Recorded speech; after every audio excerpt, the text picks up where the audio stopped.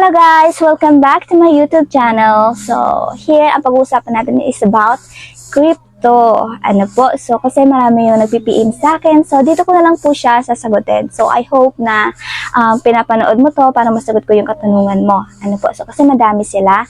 So, ang problema is hindi daw po nila matransfer yung crypto nila doon sa GCash. Ano po? Kasi, di ba, meron tayong GCrypto. So, hindi nila matransfer doon sa GCrypto. So, wala po yung problema. Ano po? Kasi madali lang talaga siya yung process niya as long as tama yung crypto name and as well as yung crypto address, yung wallet address. Ano po, basta kung USDT din po. USDT TRC20, yun din po yung pipiliin nyo doon. Ano po, so dapat same siya. Ano po, and tama yung wallet address niya. So the problem is hindi po siya matransfer kasi nga, I think, hindi nyo sarili, ano po, or hindi nyo sarili yung laman ng crypto na yon. So, possible na like me, ano po yung trinay ko na kumakalat na kesyo free USDT daw, free crypto. Pero ang totoo is it's a scam, ano po.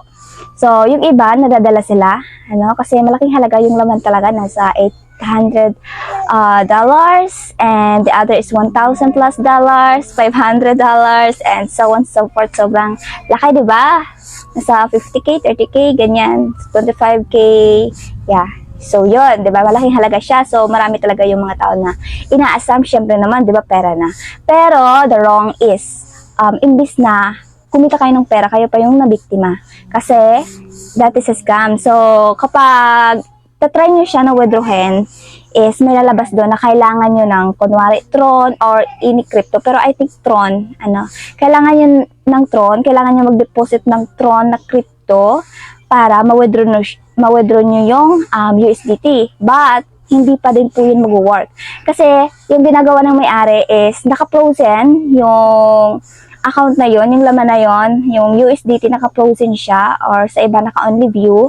Tapos, ang mangyayari, kapag nag-send ka, halimbawa ako yung naka-open, tapos nag-send ako ng Tron, hindi ko pa din yun ma-withdraw. Kasi wala akong yung secret passkey, hindi ko pa din siya ma-withdraw. Ano po? Pero, yung halimbawa, naka-deposit ka na ng Tron, kukunin niya agad yung Tron. Alisin niya na yung Tron, i-withdraw niya yung Tron, and then, tatry mo ulit siyang withdrawin, tapos hihingi ulit siya ng Tron. Tapos kapag deposit ka ulit, withdrawin niya ulit yun. Diba? Withdrawin niya ulit yung Tron. So, palaging zero yung Tron. Ano po? Kasi sa iba nakalagay doon na kailangan mo ng Tron, and then kailangan mo pa nung energy, kunwari, diba? So, kung familiar kayo sa crypto, ayan. So, alam niyo yon, diba? So, kailangan doon na kunwari na ganang halaga, and pag dineposit mo is, yun nga, hindi mo pa rin ma-withdraw kasi kung sino yung may secret passkey, siya lang po yung makaka-withdraw. So, yun yung kagandahan naman. So, ang advantage niya, kung kayo yung may-ari ng crypto, pwede siyang mabuksan ng kahit na sino, basta ibigay nyo yung password, and then, yung wallet, diba? So, ma-open niya yun. Pero, yung secret passkey, nasa may-ari. So, kung kahit na-open mo siya, hindi mo alam yung secret passkey niya, hindi mo pa din siya ma-withdraw, hindi mo siya magagalaw. Only ang makakagalaw doon is yung may-ari talaga ng account na yon. Ano po? And then yes, makakapag-send ka, pero yun nga, hindi mo din talaga siya ma-withdraw kasi naka-frozen siya. So, ang makakapag-unfrozen lang sa kanya is yung may-ari. Ano po? So, siya lang yung, kumbaga, may hawak, may fully control doon sa wallet na yon. Diba? So, yun lang po. So, I hope na, yun nga, kasi yung pagtatransfer, madali talaga. So, marami yung nagtatanong, hindi daw matransfer. So, the problem is yun nga po. Huwag po kayong maniniwala. Maniwala kayo kung hiningi sa inyo yung wallet nyo, tapos sinendan talaga kayo. Pero kung hindi sa inyo hiningi yung wallet nyo, huwag po kayong maniniwala. Ano po? Kasi makikita nyo naman yun.